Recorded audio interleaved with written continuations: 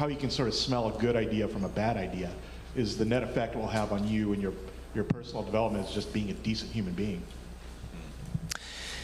I think my response would be to first of all recognize that ideas are contingent. They always are. And they are contingent upon ultimately someone. And so to a young person, I would invite them as they are exploring new ideas and wanting to learn, and not just to a young person, to all of us, to do the work to trace back to who the people are and what would give them the authority or the wherewithal to impose that idea upon the world. And for the Jesus follower, always the ideas that we are thinking through, know Jesus so well. Know him in his heart in terms of what he talked about, which we're so often concerned about the what, but also how he went about it, and begin to recognize the very different, many times opposite way that the way of Jesus encourages us to engage with bringing these ideas into the real life and world. And so filtering all of that. And as you arrive at conclusions or ideas, and as you compare that to Jesus, and you see discrepancy, you should assume that the idea is wrong and not Jesus. And so there's a lot of work to be done there, but that would be my advice. Great. One from the room. I have one for you. Okay. I'm going to put you on mic.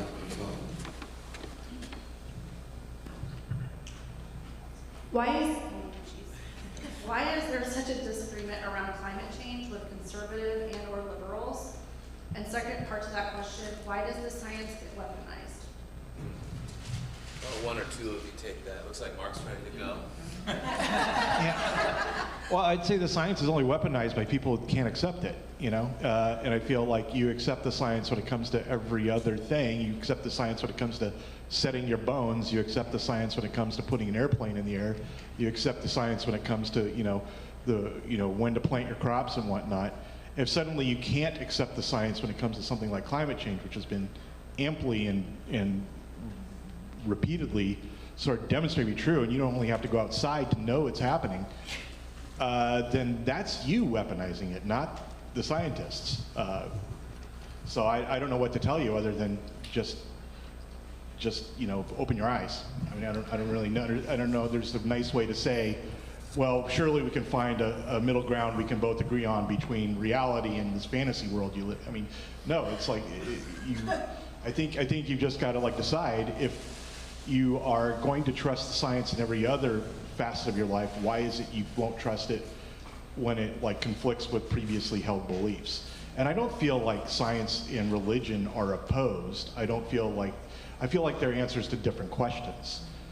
Science is a description of the outside world and what is happening physically to the outside world. Religion is about your internal world. It's about who you are out in this world. And so I don't feel religious people or people of faith should feel any conflict between science and religion, or between their faith and the what science is saying about the outside world. And once you accept that, it becomes a lot easier to sort of accept science on its own terms. The same way, it becomes easier then for you to accept your faith on its own terms. I owned an environmental database company before I was a pastor. And we had the contract from the government's side for the Deepwater Horizon oil spill that happened in the Gulf of Mexico. And so our contract was with NOAA and the EPA. And so all the data that was collected was the government collecting data to find out, how bad is this spill.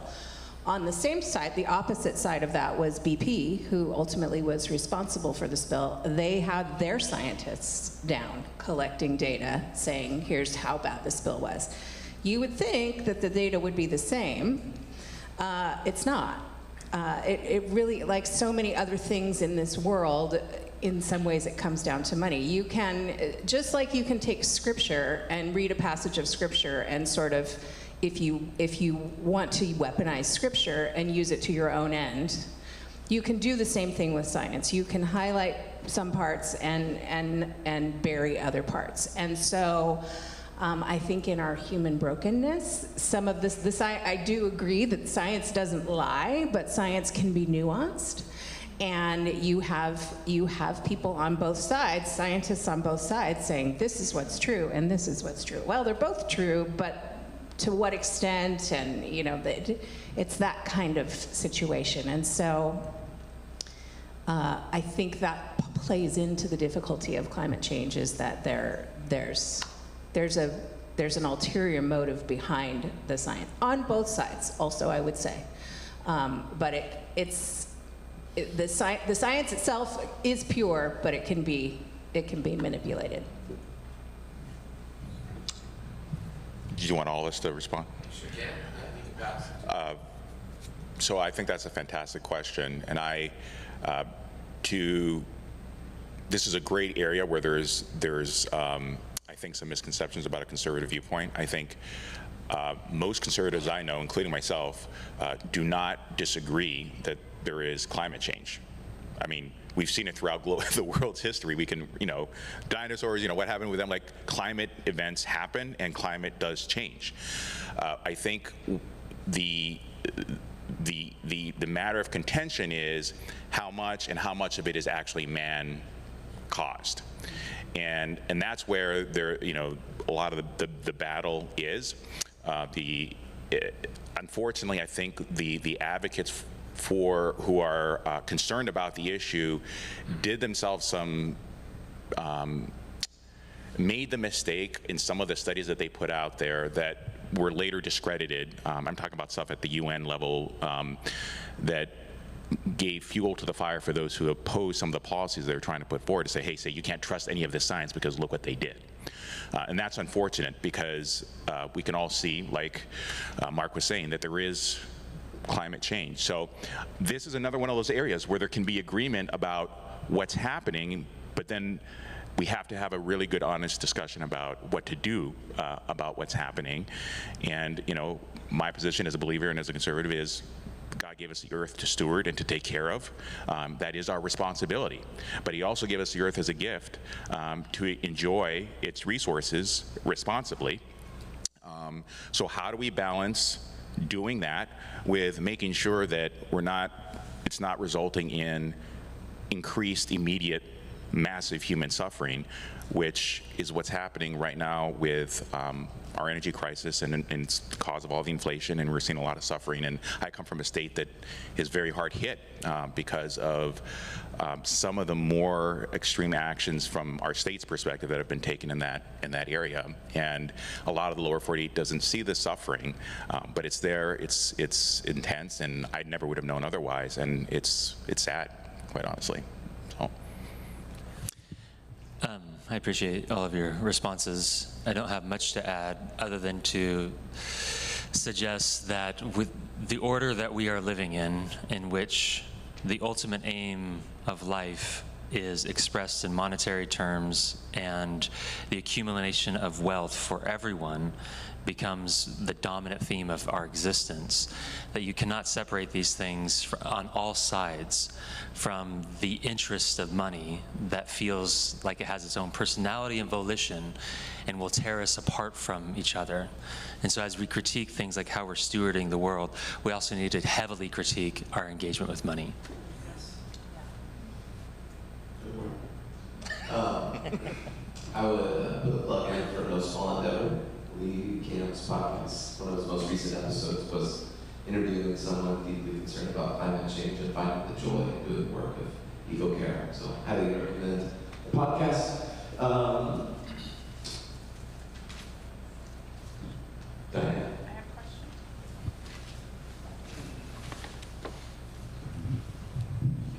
My question is for Nikki. I would like to know more about your personal relationship with Donald Trump. In the last 9 years, my observation is that he consistently dehumanizes others, shows little or no compassion towards others, and is self-focused and self-serving. Those actions or behaviors seem to be in direct conflict with your stated primary value of the sanctity of human life. Will you please respond? That's a fantastic question. Thank you for that question. Before I answer it, I wanted to just read a little quote for you guys, because it's the posture that I'm coming into this conversation, into this dialogue with. And this is a statement made by G.K. Chesterton. I don't know how many of you are familiar with him. He was a great Christian apologist and writer, author, philosopher, British.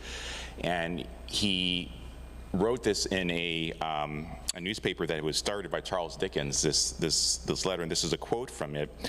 And he says, let's see here, okay.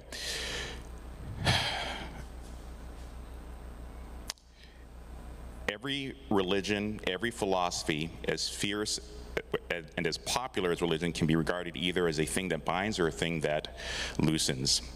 And he goes on to say that, I'm just going to loosely paraphrase it because I don't want to read you guys the whole thing, but he poses the question, he says the answer to the question, what is wrong, is or should be, I am wrong.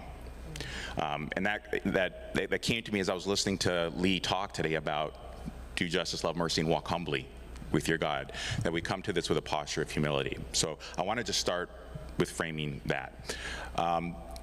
So I'm not best buddies with Donald Trump. My wife was endorsed by him. She had more meetings with him than I did. I did have the opportunity to have dinner with him at Mar-a-Lago and spend at least a little time just talking with him, talking with Donald Trump Jr. and a couple other folks. And I will say that he is not the same person publicly that he is privately. He is very fatherly, very soft-spoken, and actually very kind. And there are a lot of stories that don't get told, but people know within his circles of the things that he does just behind the scenes, and he doesn't want it to be made public. And this is not just true of him. This is true of many of the presidents and leaders that we've had, but things that he does that just show a real heart for people. And the fact that he doesn't want those things to be public also says something. Now, I will say, and there are many of us who are Trump supporters who will say, we don't always like how he articulates things, right? Sometimes it can be jarring. Sometimes you can feel offended by it. Sometimes it can be or seem harsh. And I understand why that can hit people wrong. You know, I, as a follower of Jesus, wouldn't necessarily talk like that. And I know he's even openly publicly said, I've been counseled by Reverend Graham about some of my language and how I, talk about things. And I appreciate his insight and what he has told me. That I'm choosing to still take, this kind of approach, right? The reason that I've come to the view that when we look at any ballot, Jesus is never on any ballot. If he were, 100% every single time, I think even those of us who aren't Christians would say, well, I know this guy's supposedly pretty good, I'm gonna, right? But he's not on the ballot because his kingdom isn't of this world. So I come to any ballot looking at a list of sinners and people who I think if the media were to dig into their lives as much as they have dug into Donald Trump's lives, could find some pretty gnarly things, and we might have very different visions and perspectives about them if we found out about those things.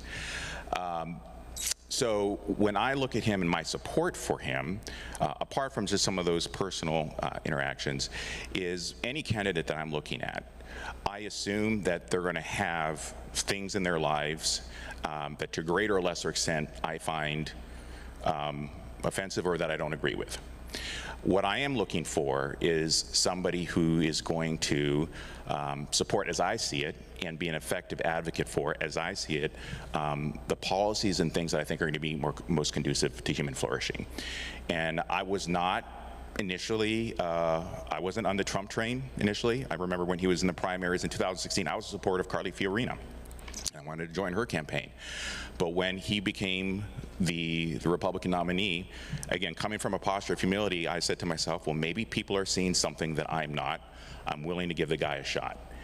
And over the next couple years as he led, I thought, wow, he's actually doing what he said he would do. And I said, well, that makes sense. He's a CEO, a businessman. He has, like, that's his mindset. And so going forward from that, I became a huge supporter, and I remain so. But like many other people, I don't always like the tweets and some of the things he says, but I remain a supporter because he supports the things that I believe in. That's good. Thank you, Nikki. Can I offer a follow-up to that? That question is for Nikki. I'm not gonna, This is how we engage. well, yeah. I'm not going to respond directly to you, Nikki, but maybe just a point to elaborate on some of what I talked about the system that we're living in having a coercive effect on the person. I would say on one hand, in shorthand, Donald Trump is the natural expression of the system that we are living in. That it is very odd for a Christian to exist and participate with a democracy. Abraham Lincoln in the Gettysburg Address called our system of government of the people, by the people, and for the people. The Christian has been strongly encouraged by Scripture that we do not trust in the will of mankind, but we trust in the will of God, as revealed in Jesus Christ. And so that the presumption behind the modern democratic system is that the collective wisdom of the people can bring about the highest good. And within our system, which has evolved or is a two-party system, the main mechanism or behavior that is required is to have a coercive and convincing effect against the other. And so we are naturally formed in such a way to where to advance our ideas, we have to create an opposite or engage with the opposite. And that system thereby takes us into sometimes great ideological exchanges, but oftentimes, coupled with the advance of technology and poor communication within our culture, that devolves into baser ways of interacting, in which how we share and convince is far less about our ideas or our thoughts or even our conception of what the good is, and is far more about how teenagers and 12-year-olds might go about solving their differences and advancing their ideas. And so the system itself leads to what feels like anomalies, which are not historically. If we were able to evaluate people like Donald Trump, we would see that this is exactly what the system produces. And so for the Christian, we discern that, and we do not think, I do not think that any of us should think that there is an individual that is somehow immune to that, or that there have been elections within our lifetimes that have not utilized those same techniques to manipulate us into one way or the other. And so for the Christian, I just think, as Lee said last night, we need to be so heavily nuanced in understanding how this election system, living within our democracy, modern communication, how that trains us to be. And we should not at all be surprised by the effect that we see out there. And then to Nikki's point, we should instead come back to say, what is wrong with the world? I am. I've been formed in the same way. The system essentially tempts us, makes us vulnerable, all to become Pharisees who are wagging the finger at someone else. Yes. I've got a question. Who is this?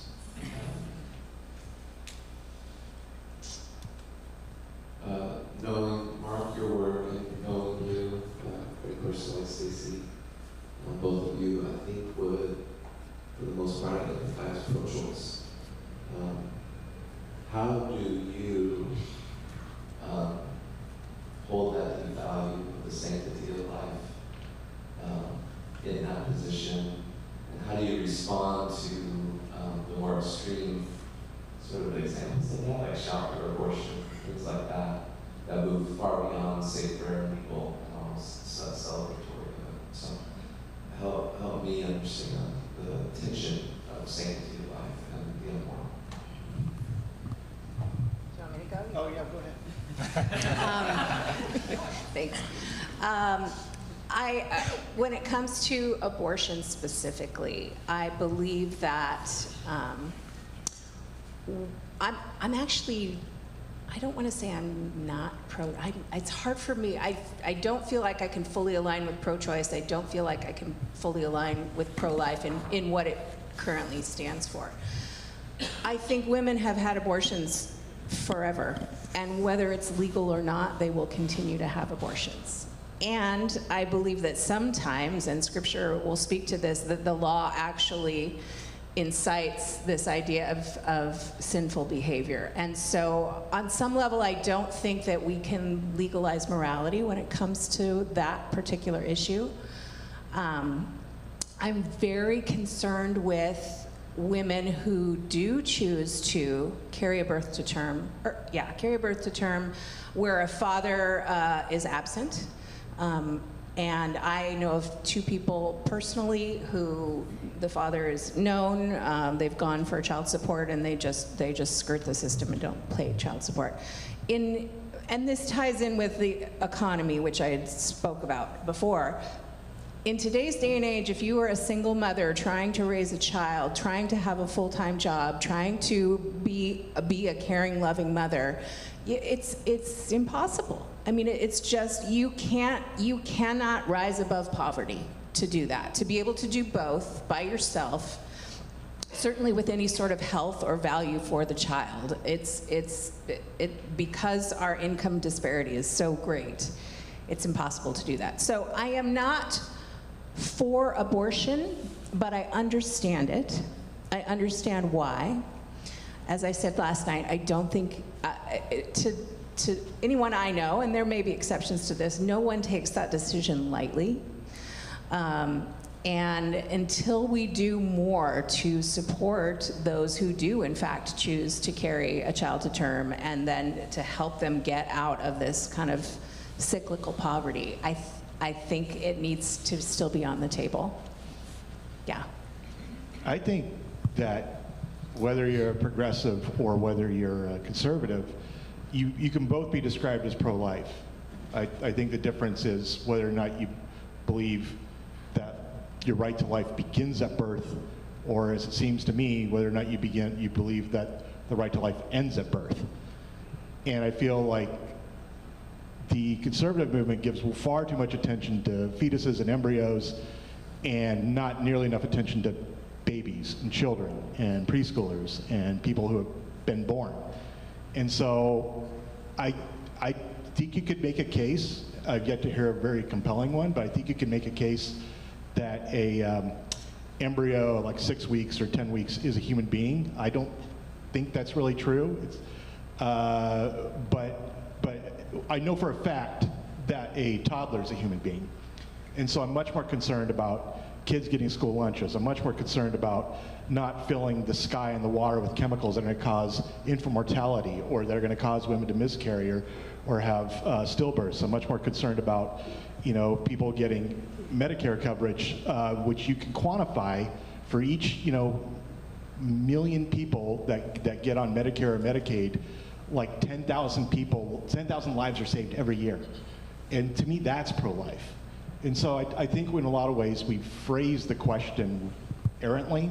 It's not like pro-life, or, because that sort of implies that somebody's out there pro-death.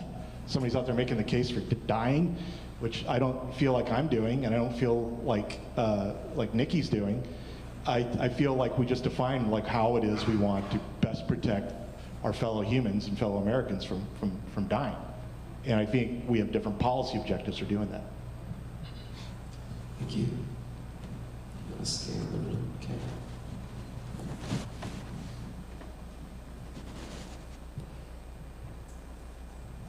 This is for the whole panel. I'd like to hear from each of you who you're going to vote for, and what do you disagree with from that person or that person's party. That is a great question. I have recently moved to the great state of Pennsylvania, and Pennsylvania is one of the really important swing states. Also in Pennsylvania, I will have the privilege of going to a polling booth and actually living through the liturgy of voting beyond just, mail in here. And, but I won't. I won't. I am not convinced that the future of the world is contingent upon November 6th. And I'm highly convinced that ongoing participation truncates and limits the conversation on how it is that we can actually affect change in the world. The policies that we are all talking about and are important have been moved to the federal level at such a high, to such an extent that these are abstract, faraway principles. And I think it was Hamilton in the Federalist Papers who wrote about his concern that as the government became more federalized, that the importance of the country would continue to be located in the capital of the country. And in doing so, would severely limit the genius of our government, of people and communities being able to interact and solve issues together. And so we are now at a state, from my view, we are now in such a place in which that abstract, far-off idea which tempts us all, which dominates our attention, our affections, our wallets, and steals us away from local and present engagement, and enemizes one and makes enemies out of one another. Bringing up enemas in the midst of this is interesting. So, makes enemies out of one another is the very is one of the locus of the problem, from my view, for the Christian. And so although I could have more effect on the election than ever before, because in Oregon, it's a foregone conclusion of who we will send to the Senate or who we will vote for as a state for presidency, I'm choosing to refrain. I'm choosing to not participate with that system so that my mind, my heart, and my affection and my attention is no longer dominated by that which is idolatry in the end. The problem with you, Isaac, is you never quite know what you mean and what you're saying.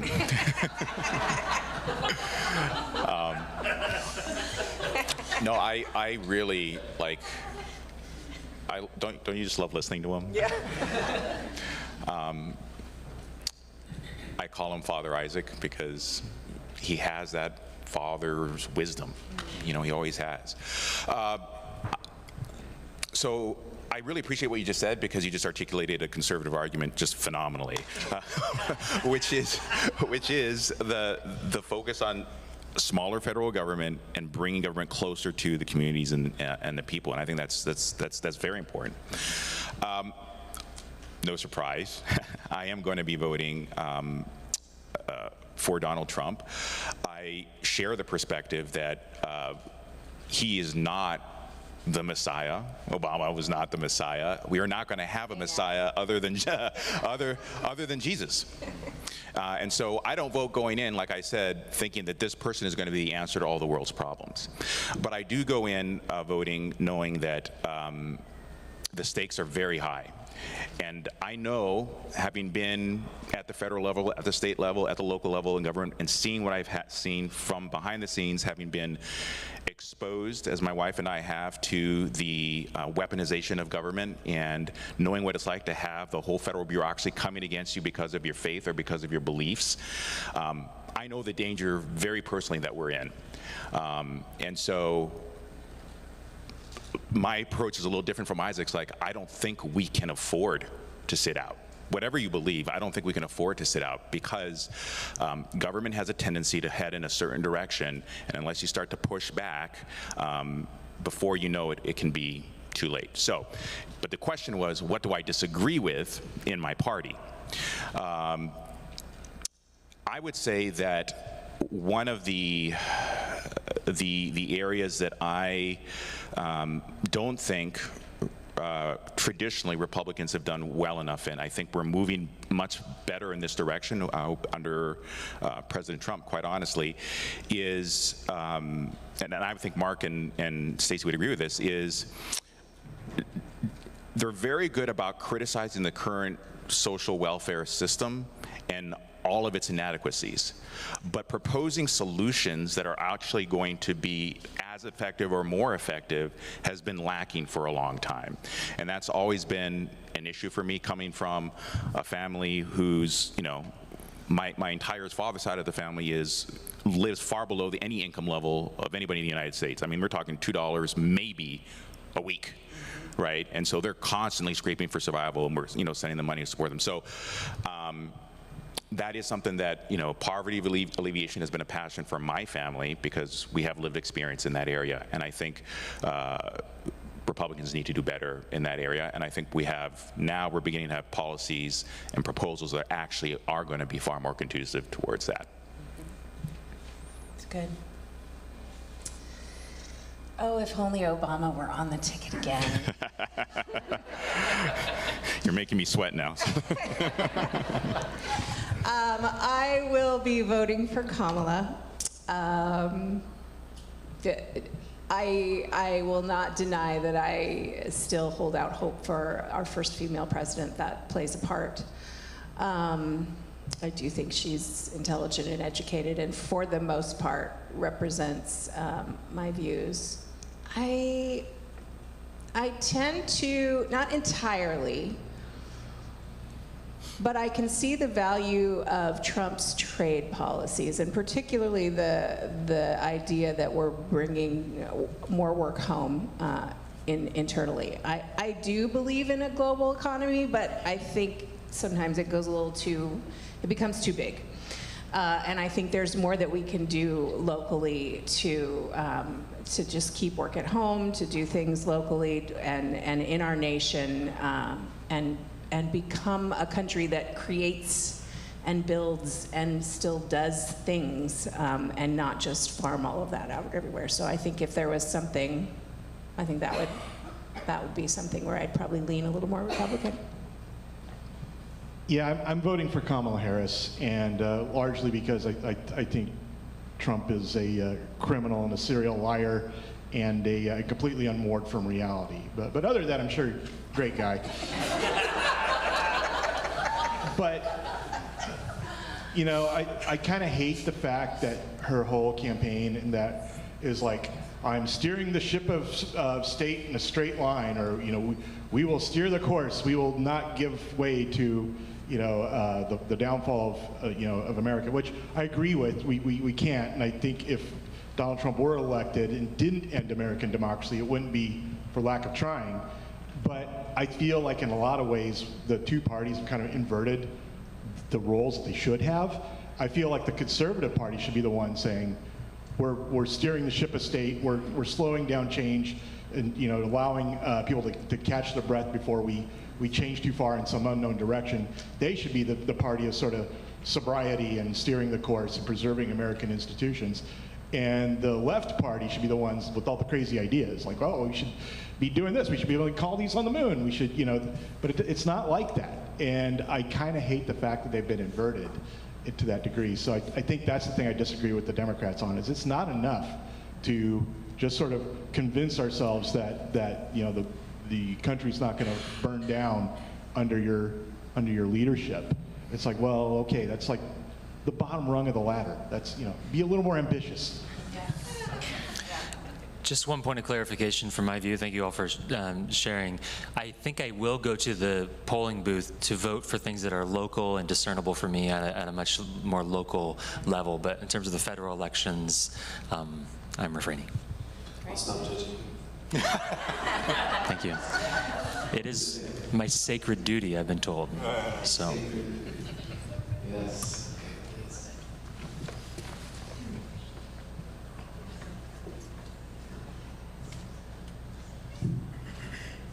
I think a lot of us can agree, and I've heard from a lot of this panel, that the current process, the way that we're doing things is broken. And I think, Mark, you mentioned last night that our government is about 20 years behind.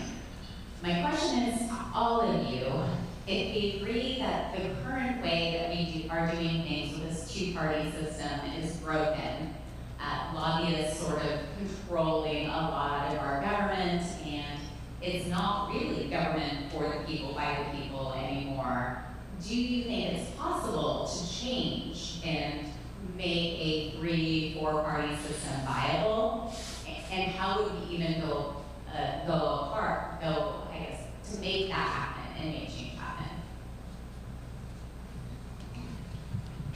I think the problem with any sort of three or multi-party system is that our Constitution rewards victory to like whoever gets the most votes, and you only get one vote to vote for one person.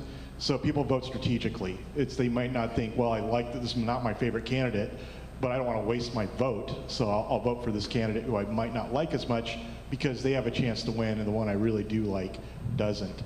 I think one sort of remedy for that would be like ranked choice voting, where if like you had not just like the Democratic candidate and the Republican candidate, and then over here the waste your vote candidates, the Libertarian and the Green Party or whatever. If you just had candidates 1 through 10, and you just rank them by priority and say you like Jill Stein or Lyndon LaRouche or whoever best, you could write a 1 by then, and then of course when they flame out, your vote just moves down to the next one until there's only 2 candidates left, and then whichever one you ranked higher gets your vote. So I think that would be a way to not only encourage voting, because people would be able to go vote for Ralph Nader or whoever they were excited about, but also vote for the candidate they felt like was more representative of them from the ones likely to win. But also it would encourage more people to run, more voices. That's really good. I like that. I have to confess, I have not given this a lot of thought. I've looked a lot at what's wrong. I have to definitely say I haven't. I'm one of those people like, this is really bad, but I don't have an immediate solution. I do, like you said last night, and I agree, Washington State also votes by mail. I think that doesn't solve our two-party system, but I do think it's a safer way to vote. Yeah, if there was a way to just represent each person, I think the Electoral College needs to be done away with. I think that would be my first piece, and just have every vote actually count, go back to the popular vote. I think that's a step in the right direction. I don't think it solves everything, but that would be my immediate choice, I think. So I actually, I don't think the two-party system's bad. I think it's actually good. I think it helps narrow the issues and the debate and dialogue that should happen in a more healthy way that we've lost over the last, I'd say, 30 or 40 years is actually a good thing. And then having other like emerging parties who are bringing new ideas to the table that also force the two larger parties to maybe reconsider some of their positions. I think the process is good there. I think we've sort of set aside those norms that traditionally we had held to that made that process more effective. Norms such as you don't prosecute your political opponent, especially if you don't have a strong case. And this is where I might disagree with Mark as an attorney. I've looked at all of the lawsuits against Donald Trump. And if you talk to most constitutional scholars and criminal attorneys, they'll tell you all of this stuff is going to get overturned on appeal. The whole purpose was to divert a lot of his money away from his campaign to litigation. And then hopefully he loses, and then all this stuff gets sorted off after the fact and he gets exonerated. But we've won the election. And I would say what we're seeing is electoral interference. So one of the things that also needs to change is we need to get back to steering away from political prosecutions. My father was prosecuted as a political rabble-rouser for something he said that wasn't even political. And his life was almost taken for it. So I am a strong opponent to political prosecutions, period, end of story, because it sends us in a very dangerous direction. And of course, my family personally has suffered from political prosecutions, even my wife recently, for actually, this is interesting, standing against ranked choice voting. And we had to liquidate my son's college fund to fight the allegations. And we fortunately won in a panel that was all liberal Democrats who realized, oh my gosh, what are we doing here? So we had a unanimous decision in our favor, but what did it cost us, right? And it was supposed to silence us. So I would say, for example, with ranked choice voting, Alaska just started that. And it's had a very damaging effect because what it does is it actually suppresses minority voting in the elections, because a lot of minorities either have literacy issues. They have a hard time with all of the choices. Elderly people also do as well. You can't really vet your candidates. If you've got 20 candidates on a ballot, how many of you are going to spend time sitting down and doing all the research on the background of all 20 people? Very few. So this last time around, the Democrats had a criminal in prison on the ballot for running for the Congress, for the House. And guess what? He's in the top 4. So they brought ranked choice voting to Alaska. Now they're saying, this isn't okay. We can't have him on the ballot. And so now they're going against it, right? So we're seeing some of the stuff that happens with this ranked choice voting thing that's, I'm just letting you all know, I understand where you're coming from with that, but I think it's actually very dangerous. And it's not a one-man, one-vote issue, because as you eliminate people in the bottom rungs, their votes get bumped up to other people who weren't necessarily voted for from the beginning. So you might have somebody who has a plurality of the votes who wasn't actually democratically elected.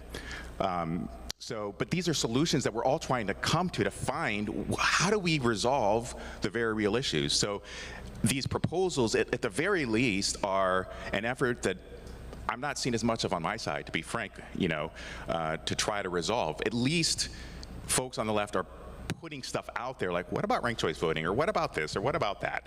I think we need more ideas from Republicans in addition to just, well, let's just keep things as they are. More is required at this time. I'm going to give 2 book recommendations for all of you book lovers, and Andy may have mentioned these before because I'm sure he's familiar with them. Patrick Deneen wrote a great book, Why Liberalism Failed. Not liberalism as a progressivism, but liberalism as a general philosophy that undergirds all of our modern liberal democracy experiment that we're in. And he contends throughout that book and outlines it beautifully of how the virtues that are needed for a kind of system like ours to exist are eroded by the very system that we are living in. That's essentially what he does throughout the book. And it's an amazing diagnosis, and his book was endorsed by both Barack Obama and Rod Dreher. And if you're familiar, I mean, Barack is a progressive, and Rod Dreher is, he's now in Hungary learning from Viktor Orban on his conservative ideologies. And so both endorsed this book as a very accessible diagnoses. And so as we're evaluating the system, I think it's really important that we might come up with some slightly better ideas, but it's kind of like putting lipstick on a pig right now. That the corroded system is not just the structure or the processes that we might value, but it's the very people and kind of society that we are as it intersects with that. The second book is Naming Neoliberalism by Rodney Clapp. Which he does from a different angle, a diagnosis that helps us to understand the pairing up of our economics and how those are synonymous now with our political system, or in parallel and in concert, and we cannot extract them from each other, which thereby makes us all be subject to the whims of money at very high levels, and how that distorts even our ability to engage with the system, as our friend who asked the question was suggesting. And so I think for those of us, we're probably not going to see in the next few years like, oh, this is better. And so I would submit to you, read deeply about the diagnoses, about what is happening and why we are in the place that we are in. It's not a short-term solution. His contention is to get involved locally. And by the way, for those of you part of Riversgate and the community here, this is the response. This is the answer. Not just as a spiritual, generally Jesus is going to make it all better, but we have the resources in the local church to enact and embody our vision that is not dependent upon the outside agencies or structures of the world. And so this kind of community building, being a place of truth and grace in which people from various backgrounds can come together and engage and endeavor to learn and grow and enact more, this is the response that we need. This is the best political thing that you can do, because the church ultimately is a politic that enacts the politic of Jesus, which is so different than the politic of the world. I asked the question. Thank you guys. You asked the question. I did. So that's the question. I'll ask one. Okay. I came with a list, so I'm trying to narrow this down. I would like to know, this would be for the progressives most likely, but what your feelings are on the affirmative care model, especially when it comes to parental rights, and especially since you live in Washington State. And if you need more clarification. I do. So affirmative care model is that when your child says that they're a different gender, that you affirm that. Doctors, prescribers, therapists affirm that. They don't look at the child as a whole and do like you normally would in therapy to talk about things you would do to help them accept themselves as they are and whichever, help them through. And so then with Washington State, if there are parents that don't support the child wanting to transition, that they'll take the kids away, and it's happening in California. Wow. I'm not as educated on this, obviously, as I should be, but from my faith perspective, I think there has been a great work of the enemy to go after our identity on a soul level, and to try to name us something other than made in the image of God, male and female. And the fact that that's happening to our children, to me, is so heartbreaking because the confusion around it, the depression, the pain of being a young person going through puberty, trying to find your place in the world, which becomes ever more complicated with the world we live in, AI, and what's the word I'm looking for? I just lost it. The internet, fancy. Social media. Yes, thank you. It's not a big word, I just can't remember what it was. The World Wide Webs, It's just so much more complicated than anything certainly that I dealt with as a teen. And so I also have wonderful, dear, close friends who are gay or lesbian. I believe that the enemy is after our identity and trying to convince us any way he can that we're not beloved by God and that we're not a masterpiece, that the Lord has created us to be exactly how he wanted us to be. So that's where I believe, that's where I stand in that. And as a parent, it's heartbreaking to me that the parents at such a young age do not have the right to counsel and step in and say, no, not yet. The fact that you can make permanent changes or almost permanent changes to your body at a young age without parental consent, and yet you can't go to war, you can't buy alcohol, you can't buy cigarettes until a certain age, but you can make these permanent changes and have no way to stop it. I'm not in agreement with that. And so, I mean, what to do? Vote. It's sad to me. I want to believe.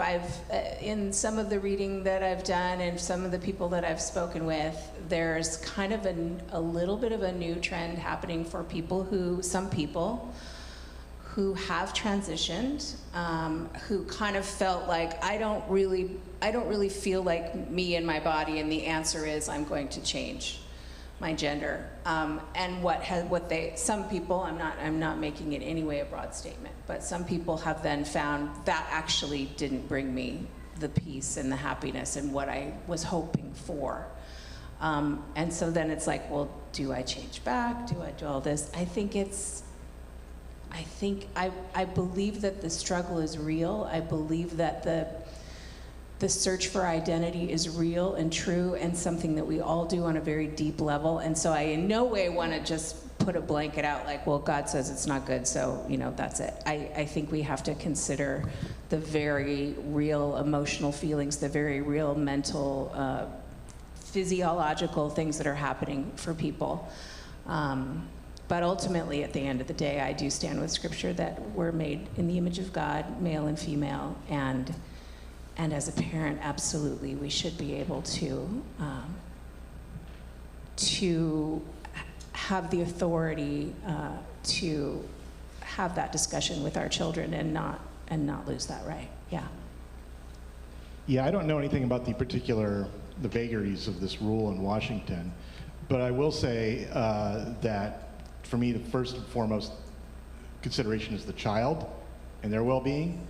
And I feel like if this is how they're choosing themselves to present, or they think this is something that they're feeling, you might not understand it, but that doesn't give, I don't think that should mean you can't accept that this is what they're feeling. And I don't feel like you should be, I think that child deserves to be protected from bullying, whatever they're going through, whether it's bullying from other students or it's fear from violence at home because they're starting to question their gender identity or they're starting to present different than the binary gender roles that we presented them with. I do think the child has to be protected regardless. I don't think they should be allowed to make, say, surgical permanent changes to themselves, but I don't think that's what's happening. I don't think anyone's doing that before the age of 18. I mean, I don't even think they're allowed to get a tattoo before like 16. I don't know, but short of that, short of not letting someone like physically have an operation without their parents' consent, I think the first consideration has got to be this child's mental well-being and making them feel like they are loved and supported regardless of what they are going through. If you're right and it's just a phase, they'll come out of it. If you're wrong and this is actually who they are and they're realizing who they are, then you're doing this person irreparable harm by trying to bully them into being something they're not. And I feel like that's got to be the primary consideration. I feel like all of us, and this is not just me, this is the teachings of Christ, deserve to be treated with love. We all deserve to feel safe. We all deserve to feel loved, and regardless of what context that is in. And I don't know, again, I don't know the particulars of this rule, but I would say that would be my guiding light in terms of how I would approach it. It's like, because I've known kids, I grew up with kids in high school who were gay, and everyone knew they were gay, but they couldn't feel they could say they were gay, and a couple of them committed suicide just because they felt they would have been bullied into oblivion, or that they would have been disowned by their parents if they had come out. And whatever the cause, whatever the issue, I don't want to see that happen to any other children. Can I just add one comment to that? Is that okay? Real quick, 30 seconds. Just for general knowledge, I've actually been doing a lot of research into this. My wife and I have a podcast. We've met with young kids who've been transitioned, and they're actually doing it to kids as young as 8 years old right now. And she was transitioning surgeries. And could you clarify what do you mean by? Yeah, so cutting off their genitalia, doing 8 years old. Well, is the beginnings with the chemical, the drugs and stuff, the puberty blockers. They start that all. Yeah. Well, then they do the surgeries as well. This young woman, and there are others like her, she was a preteen, but when they started doing this stuff in terms of the cutting and everything, and now she's trying to transition back she was a man. She was a woman, became a man in her when she was 15 or 16, really young, and is now trying to go back. And so they're doing it much, what my point is, they're doing it much younger than 18, that they're starting this process. Blockers are reversible. If you look at the science, depending on how long you've been on them, they're not, in terms of, a lot of people end up having problems with procreation and stuff like that afterwards. But the point being that I actually agree with Mark's perspective in terms of we have to be very careful about being sensitive to whatever our children are going through. And I think what the culture is trying to do is say, hey guys, don't just dismiss this as like the kid's got an issue, they're going to have to just deal with it, because that's going to be very destructive to the child. And I'll say this just as an African American, totally different from somebody who's suffering gender dysphoria. But I remember as a child, being from a mixed race family, And being in a situation where I'm around a lot of white folks, and they're very wealthy and doing well, and the black folks all seem to be servants. And I remember as a kid wishing I were white. I remember going out and I remember seeing the Coke commercials where people were like pouring Coke over their head, and it was like this great thing. So I went outside as I was like 6 years old and was like, milk, maybe this will make me white, and I'm gonna pour milk over my head, right? And I really, really wanted to be white, and I didn't want to tell my parents that because I didn't want to offend my dad. It's nothing like when somebody's suffering gender dysphoria, I just want to be clear. But that sense of like, I don't feel comfortable under my own skin. What if my parents had said, well, why don't we just make you white? I totally had a different perspective by the time I was a teen. And that's why I think, to Mark's point, I agree that we want to give kids the time to at least get to an adult age. And in the meantime, provide them the resources that they need to process all of this emotionally. Thank you. We found some common ground there, so we can disagree. Yeah, Ryan has a question that we would like to ask. Yeah, thank you. This is fantastic. I want to shift to a slightly less controversial topic, which is racism. Thanks for inspiring me. Because your last thing that inspired me. And so I'm going to frame it like this, and I would love to. It seems like there are two different philosophies for how to get beyond racism, right? There's kind of the classical liberal approach of colorblindness, or seeing people as individuals, treating people as human beings, not taking color lived experience, those kind of things into consideration. Then there's kind of the woke or race conscious approach where those things should be taken into consideration so that to undo the implicit biases and so forth. And so I'm just opening up to anyone, what do you see as the best path forward in terms of, depending on building on what Nick was just saying, for creating healing or the transformation, both in terms of people's experience with racism or whatever, and also the conversation and tone around this very polarized topic. How do you see that moving forward? I would fall in the woke category of those two categories. I'm just going to say that right now, because I think that to be able to listen empathetically and with compassion for someone else and to hear their story, to me it absolutely just boils down to, I don't know what it's like to be you. I will never know what it's like to be you. And the best I can do is sit down and listen, truly listen to what you're saying. This is what it's like to be me. This is what it's like to be this race. This is what it's like to have my skin be this color, to be a man, to be a woman. Until we are able to do that with empathy and with compassion, which to me that's what woke is. Because when someone who is living it can explain what it's like, suddenly the hot, the tenseness around the issue just dissipates, because it's like, oh, I mean, honestly, just listening to Nikki talk about Trump, I'm softened greatly.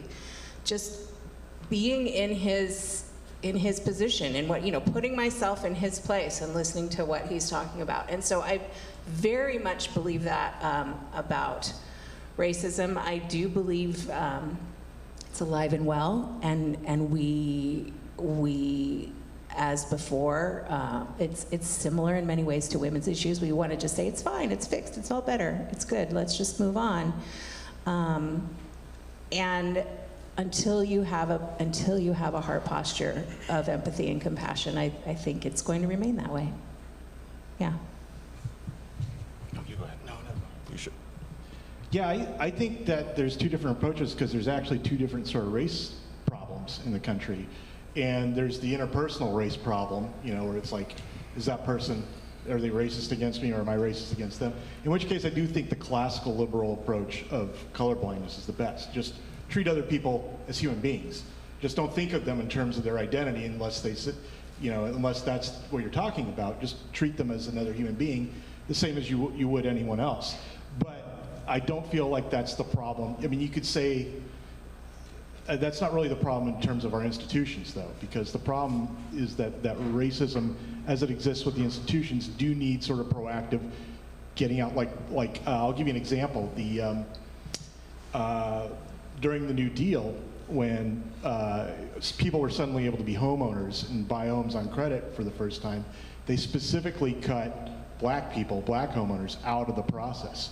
So a lot of working class, middle class white people were able to get loans to buy homes and create this generational wealth that then became something their kids would inherit to buy homes, their kids would inherit. But it only applied to white people because they had cut black people out of with redlining, they'd cut them out of the home loan market. And so what this did is this perpetuated generations of racial inequality just by virtue of the fact that you created the system in the 1930s. And so I do think there needs to be some sort of way to redress that and to go back and get and make it more available for black homeowners or for black people to own homes for the first time under laws that didn't exist before that are specific to black people because they were specifically carved out of the rules that allowed white people to get this generational wealth. So I think in that sense, when you're trying to correct past institutional racism that's perpetuated, you do need the woke approach. You do need to go into these institutions and say, well, we've ignored these people or we've actively discriminated against these people for 100 years. Now we got to like actually create another law to make what, the first law that we did or the first program that we created, not racist anymore. But I think that's very different than how you should treat people on a personal basis. So I think, those are two different race problems, so we need two different approaches. That is a very nuanced answer. I really appreciate that. That's good. So I have a little bit of experience with race issues. I will say that the most racism I've ever experienced was in Africa, in South America, and in Europe. The U.S. by far and away is the least racist country I have ever lived in and ever visited. I've been stopped for walking while black in Spain. I've been stopped for walking while black in the Netherlands. I've never been stopped for walking while black in the United States. I've been called the N-word numerous times in my life, never here in the United States. And so I think Frederick Douglass is one of my favorites. And so I wrote this article for an op-ed in a journal here in Alaska. And I'm going to just give you this quote because it encapsulates my view on wokeness as it relates to race. What I ask, this is what Douglass wrote, what I ask for the Negro is not benevolence, not pity, not sympathy, but simply justice. The American people have always been anxious to know what they shall do with us. Do nothing with us. Your doing with us has already played the mischief with us. If the apples will not remain on the tree of their own strength, let them fall. I am not for tying or fastening them on the tree in any way except by nature's plan. And if they will not stay there, let them fall. And if the Negro cannot stand on his own legs, let him fall also. All I ask is, give him a chance to stand on his own legs. Let him alone. Let him fall if he cannot stand alone. Now, this is written by a man who was a slave and was written and lived far before the Civil Rights Movement, right? But it was that character, that strength, that vision of what the black people were capable of if they were just given a chance that enabled and empowered them to rise above the circumstance. What's happened with wokeness is what I call a benevolent bigotry, where there's a sense of, oh, we wronged you in the past, and there's still institutional problems and issues, and so we have to give you some of what we have so you can catch up to us. And there's a good-heartedness in that, but it's also dehumanizing and demeaning in a way. Like, I don't want your pity. I want you to see me as an equal eye to eye, and if you say the field is uneven, then let's work to even the playing field, but not by using race or some other proxy to do so, because that only perpetuates the problem. Wokeness. So I am married to a white woman. My mother is a white woman. I have biracial kids. My daughter comes home one day, our oldest daughter, and says, Mom, Dad, I'm not sure what I'm supposed to do. Who of you am I supposed to hate? Am I supposed to hate you, Mom? Because you're white. You're the problem. You're the oppressor. So I should probably love, but wait a second. Should I hate myself? Because I'm part black and I'm part white. So which part of myself should I don't want to hate myself. As we live in a more multiracial society, this kind of approach is having a very damaging psychological effect on the very children and people we are actually trying to uplift. Now, it comes for many of us from a place of compassion and wanting to do right by folks who have been wronged or whose generations before have been wronged, and that's all good. I'm just saying, I think the better approach is to move from how can we add extra benefits for this racial group or this interest group or that interest group, and just even the playing field and let them stand or fall on their own, because I think that's the best way to recognize the dignity of that person and say, I believe you're as strong and capable as I am, and that you can do it if you choose to. We all know the three things that are most likely to keep somebody out of poverty. If you get these three things right, it's the very minuscule chance you'll be in poverty. You graduate from high school, you don't get pregnant, you get a job, even if it's a lower paying job. Those three things, regardless of your race, you will do okay. You won't be suffering from having to go into welfare and things like that. So we can do it, and I'm asking, as a person of color, that you would at least consider that what would help many others, people of color, is to recognize that they can stand on their own 2 feet, and they don't need a handout. They need a hand up, and they don't need pity. They just need, to your point, understanding. I don't have much to add other than to say that I'm enjoying living in a new part of the country that's 15 miles above the Mason-Dixon line. And so a little more up close and personal with some of the dynamics that are at play. And I'm choosing to go into that culture. To my friend from the church who invites me over to his house, and he is a Robert E. Lee reenactor. And so every year on Remembrance Day, when they celebrate the Gettysburg Address, there's Union reenactors and Confederate reenactors that march through the town, and he is General Lee marching through the town. He's a part of our church. His name is Jay, and he's the most bubbly, loving guy that is inviting people to follow Jesus. And he has Confederate currency framed on his mantle in his house. And we've had small groups there. And then I also meet my friend Scott Hancock, who is professor of African American Studies at Gettysburg College, who is African American himself, and I'm learning to listen to his experience of what it is like to live in Gettysburg.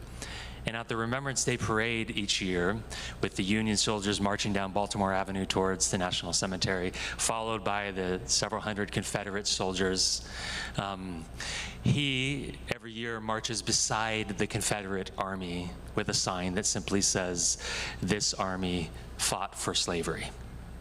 And I said, "What is that like?" And he says, "It's awful. But I feel like I need to do it to tell the other side of the discourse that is not being told right now." And I said, "What do people say?" And he goes, he's a professor of African American Studies. He often hears, "Read a book." And then what he's heard several times as reenactors, Confederate soldiers in regalia, reenacting, marching down the street, that those lined to the parade, sympathetic to the Confederate cause, he says, I've heard it more than once in my years of doing this, people saying to the Confederate reenactors, if that's not clear, "Thank you for your service." Embedded within our national psyche is something that wants to refuse to be honest about its past. I don't know the technique that is needed or exactly the point of view, but I do know that for those of us who follow Jesus, we are enabled to tell the full truth about what has happened and to be honest about it.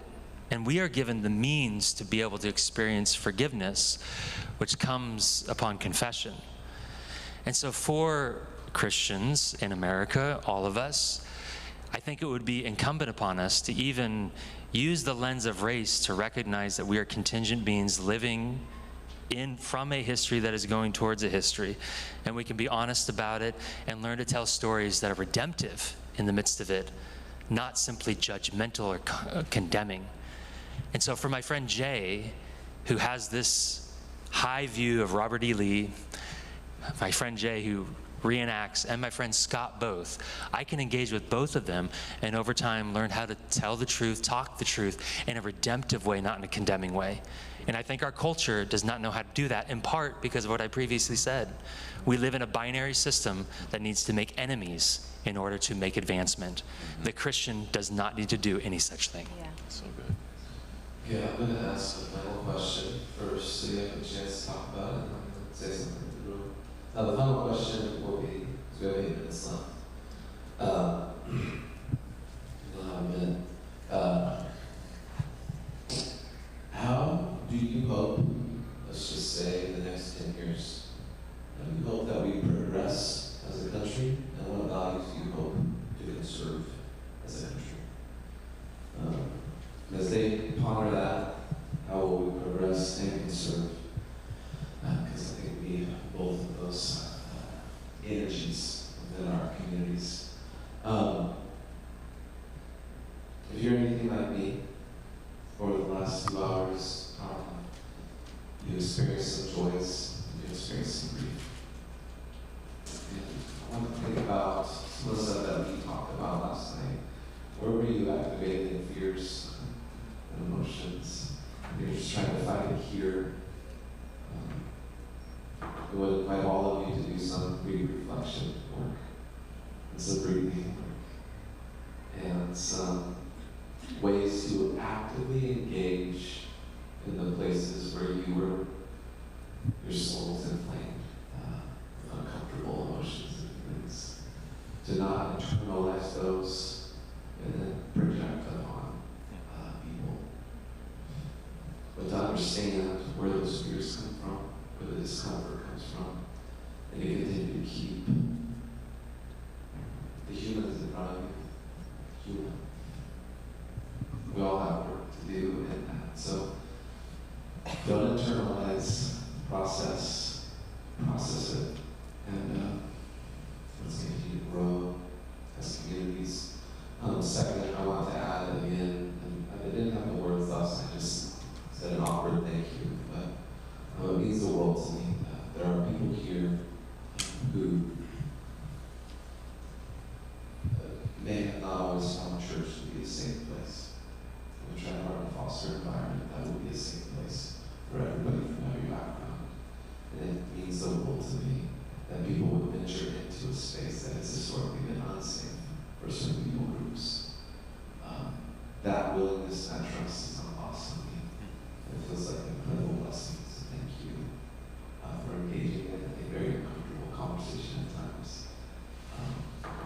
This is how we grow as communities and as people. And I'm thankful to have been a part of it, and thankful to Ryan and Ray and everybody else. It gave us money. We got homework coming up in October 26th and 27th.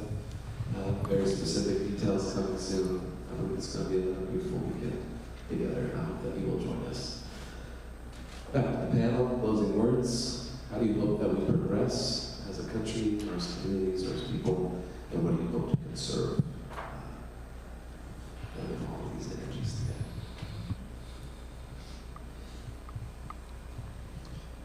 Well, okay, I'll start. I feel like one of the reasons why things feel so contentious right now, one of the reasons why we feel like we're so far apart, is because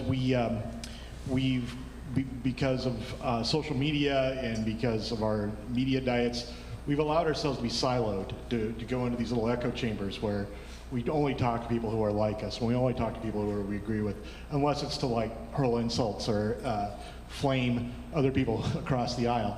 And so I think that, you know, and part of me hopes that like social media turns out to be like the gin craze in the 1780s, where we just suddenly realized we shouldn't have been drinking this in pints.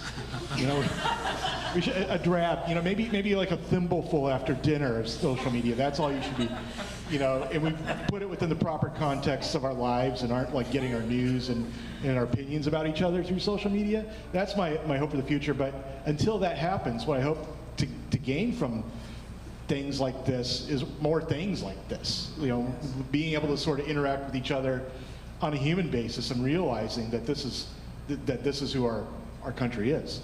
This is what we really are. We're not the people we pretend to be on social media.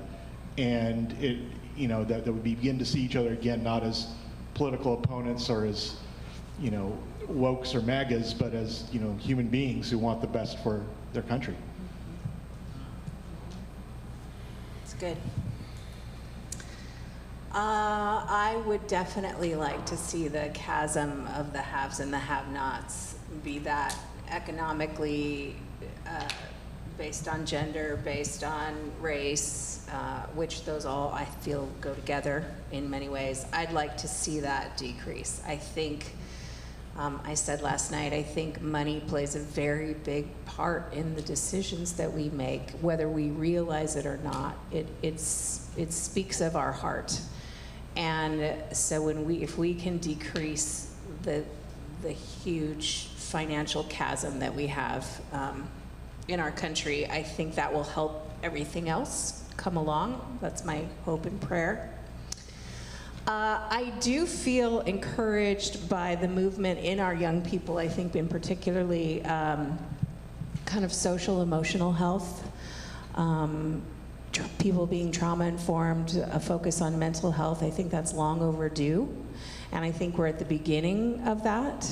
I'm seeing it in my kids, things that they're learning in school that, particularly emotional things that were just, I have an emotions wheel on my fridge that I have to reference besides just happy, sad, mad, angry. There's a variety of things that when I was a kid, you either just stuffed it or you had a very simple emotion. And so I really like that our culture is focusing more on that. I think it's important. And I hope that work continues. Yeah. I want to just close with a statement by President Lincoln, who was trying to bring a country back together after a bloody civil war. It's just kind of inspired what you were just talking about. It relates to Gettysburg. It's a quote that I'm sure many of us are familiar with, where he says, "We are not enemies, but friends. We must not be enemies. Though passion may have strained, it must not break our bonds of affection." And I think that's a very Jesus statement. In terms of conservation, I really hope that we conserve our First Amendment right to free speech, because I think it's the only way that we're going to be able to have the kinds of dialogues and move in the kind of direction that Stacy and Mark have talked about and that we've been doing this weekend. I'd like to see us progress in moving in a direction as a country where we can get back to humanizing each other once again and recognizing that fundamentally, and I think from my perspective at least, this came out very strong over the last couple of days, that we do share the same fundamental values. There is nobody on this panel who doesn't believe in the sanctity of life. We may approach the issue from different perspectives and with different emphases, and I think we've lost that as a country, and I'd like to see us recapture the understanding that really some of these fundamental values we all still share. We just need to get back to figuring out how do we discuss, debate, and dialogue on how best to live out those values. And there are those right now who are trying to convince us that we no longer even share some of the same fundamental values. And I think that's part of what's causing the divide to widen. I think the church has a really important role in all this, and I really appreciate what Isaac has been telling us and speaking about. The voice of the church is so critical in a time like this, that being that bridge builder that can say, hey, here's how we can bring everybody together and talk through these things with grace and truth. And so thank you, Andy, also for putting this together. Thank you, church, for hosting this, and all the volunteers who I know were working behind the scenes to make this happen. Thank you for those of you who came from outside these church walls to be a part of this dialogue. I know it can be intimidating. And for somebody who's a believer and has been for a while, it's easy to forget that. So I just want to applaud your courage and thank you for your open-mindedness, and thank you all for being so welcoming and to a MAGA supporter. I'll share really briefly. I'd share this with Isaac and Andy, but I think it's a picture of the moment that we're in.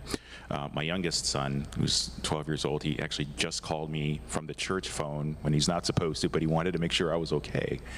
Because before I left, he said, "Dad, where are you going?" I said, "I'm going to a conference and we're going to talk about bridge building." And he's like, "Are you going to get shot?" Because this is a child who has seen the attacks on his mom, who's seen the attacks on his siblings, who's seen the attacks on his father, who has seen, watching what's happening in the culture, who's listening to how people with his worldview are being perceived and what people are saying about what should happen to people of his worldview. And so just having to reassure him and say, "No, I'm going to be just fine, son. This is going to be a great." And I said, do you want me to wear my MAGA hat? And he said, "That could protect you from a bullet."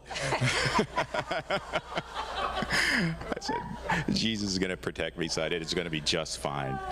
But I'm so excited to be able to go back to him and say, "See, I told you so."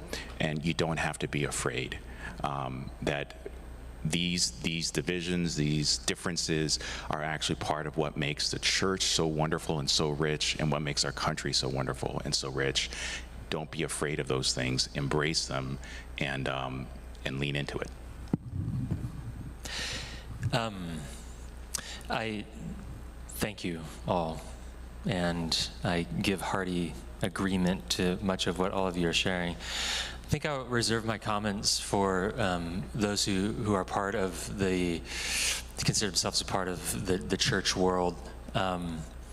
My hope would be for the Christian to move beyond its idolatrous relationship with the state, which has mostly come about in either ignorance or accident, but there has been an attempted marriage over the last 30 or 40 years with the evangelical church to advance the ends, or the supposed ends, of a Christian vision through the apparatus of government. And we have, I think, brought shame upon the gospel in that way and really confused the issue of what our lives are to be about. So I hope that we progress by maybe repentance, so going back to go forward. And the second thing I hope that we would conserve is I hope that we would conserve or come back to what Lee was talking about this morning, the fundamentals of what this is all about.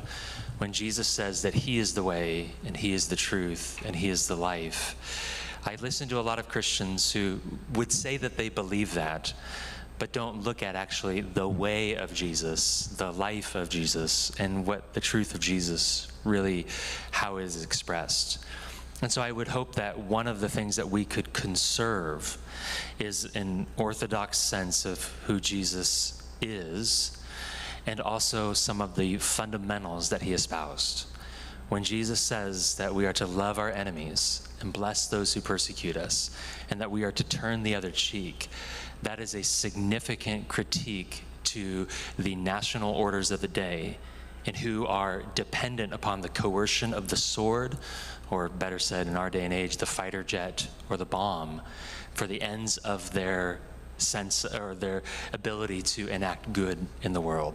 And if that is the punchline for these governments, then we need to be very suspect of them, because that is in direct, diametrical disagreement with the fundamentals of what it is to follow Jesus Christ.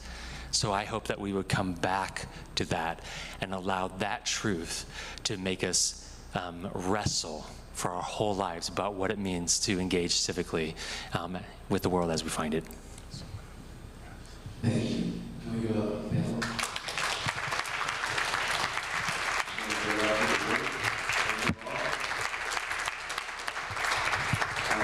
Next steps. River Angels, Sue, I think you're here. You are? Sue's here. Talk to her if you want more information about River Angels. Nikki wants to start a chapter in Alaska. She brought more flyers for us if you need. And they have a gathering on Tuesday, the 24th, at Round Table Pizza, free pizza. You do need to register, and she can tell us how, so they make sure they have enough food. Right? No, we'll make sure. They'll make, okay, just be a round table. It's on River Angels. And second, Pastor Chris Sharpa was here at the very beginning. We're hosting another Unfractured Leadership Summit. I'm a part of this team that's helping equip church leaders to navigate these troubling times.